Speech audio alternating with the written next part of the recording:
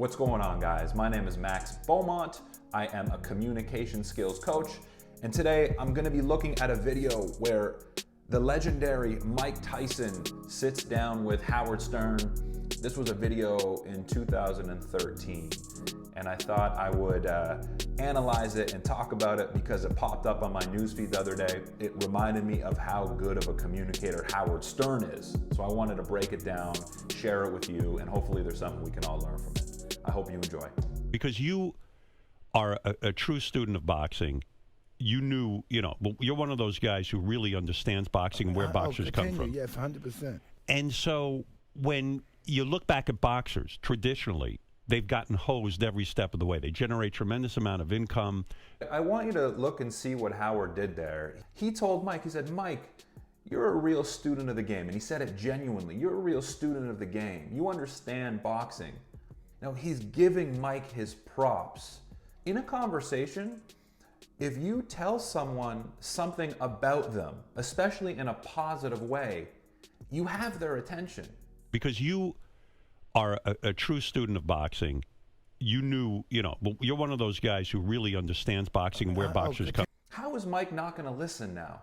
Mike's engaged. And you know this stuff. You all know this stuff, but they knew about the guys before them in the 10 right. in the early century in the 20s. But still, we go broke. Now why? Because handling money is an art. It's an art. Howard is a master at getting information out of people. People open up to him. And they open up to him because he takes an interest. Look how interested he is in this conversation. Take note. You probably had personally about $400 million. Does it keep you up at night now where you go, fuck? Never. I never once in my life I said, fuck. Most miserable person that I've ever met in my life was myself. Right. When I was at that height of fighting and success. Right. Right. So all of a sudden, how do you end all of that in a way? But you keep the good guy alive. Right. At the height of his fame, at the height of Mike Tyson's fame, the guy had it all: money, women, everything you could have ever desired. And he said he was the most miserable he's ever been. Now that alone is very interesting, but not everyone opens up to that degree. And part of the reason he's telling us this information is because he feels comfortable with Howard. There's no agenda, there's no judgment coming from Howard. It's pure curiosity. And that's how you get people speaking.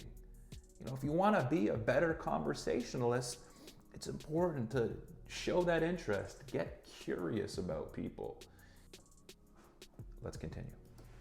Are you friendly with him at all now? Very friendly, yeah. You are? Yeah. Does he look at you every time and say, why the fuck did you bite my ear off? No, he never does. Do you have an answer for him?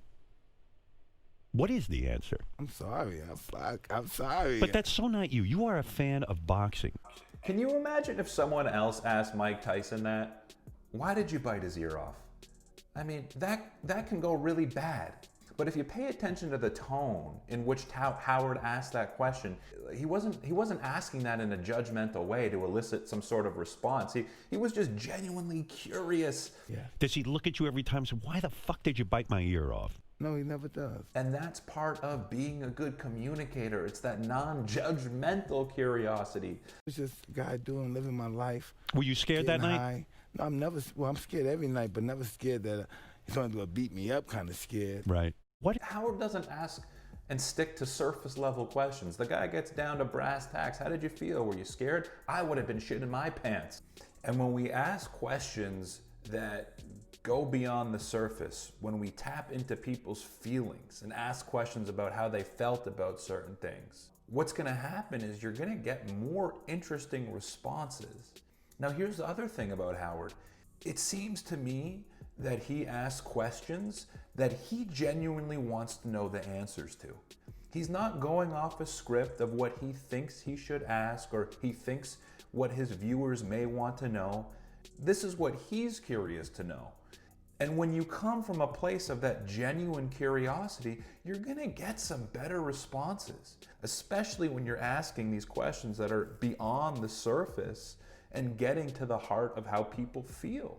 Right. What is that feeling like when you fucking take your fist and you fucking pound someone till the point that they pass out? It's like drugs. Right. It's like drugs. It gives you everything. Go back to that. Look how interested, I'm gonna go back to that. Look how interested Howard is when he asks that question. Right. What is that feeling like when you fucking take your fist and you fucking pound someone till the point that they pass out? It's like drugs. Right. It's like drugs. It gives you everything you want. Yes. But it takes back so much more in return. What does it take back?